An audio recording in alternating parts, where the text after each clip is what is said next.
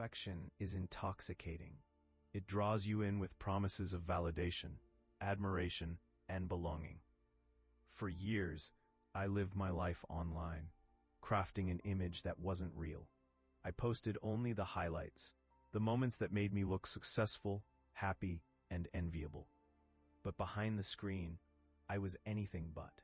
Loneliness gnawed at me constantly, masked by likes, comments, and followers who didn't truly know me. Tonight, I want to confess how I became trapped in this digital illusion, and how it nearly cost me everything. Because living a fantasy may feel good for a while, but eventually, reality catches up. It all started innocently enough. A few photos here, a witty caption there. At first, it was fun, almost liberating. Social media gave me a platform to express myself, to share pieces of my life with others. But soon, it became something more. I noticed how certain posts got more attention, how people responded better to polished versions of me than to the messy, imperfect reality. So I leaned into it, creating a persona that was bolder, smarter, and happier than I actually felt. Each post was a performance, each like a fleeting boost of dopamine. Looking back now, I realize how hollow it all was, but at the time, it felt like the only way to matter. The more time I spent online, the less connected I felt to the real world. Sitting in that coffee shop, surrounded by people enjoying genuine interactions, I couldn't help but feel invisible. Instead of engaging, I retreated further into my virtual bubble, seeking solace in notifications and follower counts.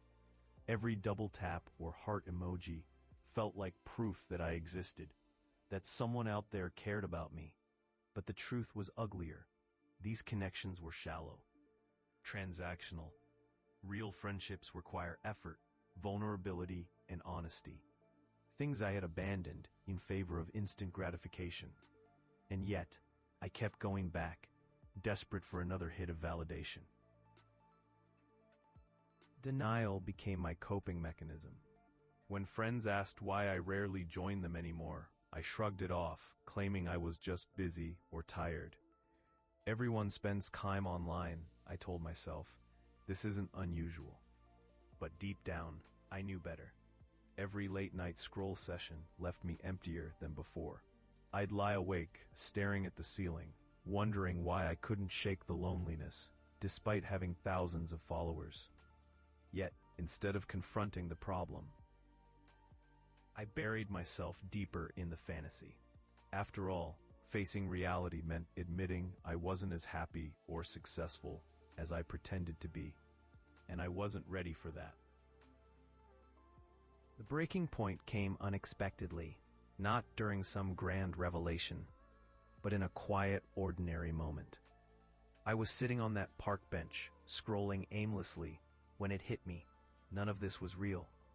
The likes, the comments, the perfectly filtered photos, they were all part of a facade I'd built to protect myself from the truth. The truth that I was lonely, insecure, and lost. That realization crushed me. Here I was, surrounded by beauty, the trees, the sky, the sound of birds chirping, and yet I couldn't bring myself to put down my phone. I hated myself for it, but I didn't know how to stop.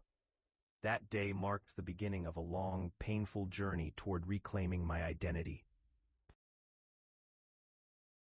Therapy became my lifeline, a safe space to confront the lies I'd been telling myself and others.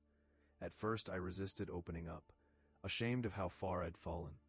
But eventually, the dam broke. I admitted everything. The endless scrolling, the fabricated personas, the emptiness I felt despite appearing perfect online.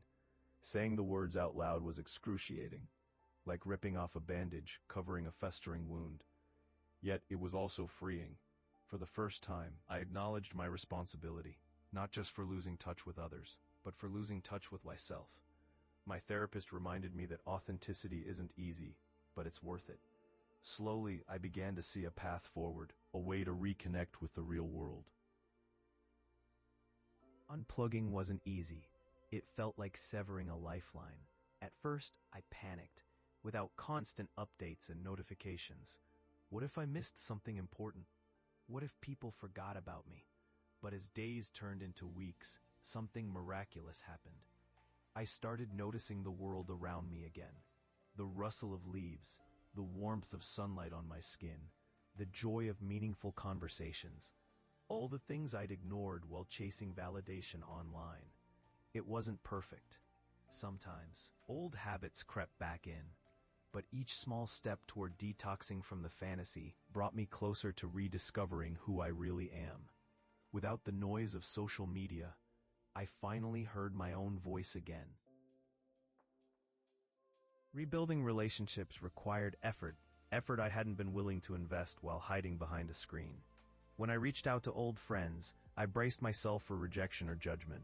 But instead, they welcomed me back, eager to reconnect. We laughed, shared stories, and reminisced about times before social media took over our lives. These moments reminded me of what truly matters: presence, not perfection.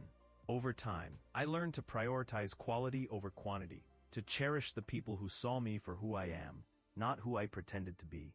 Healing isn't linear, but it's worth the effort.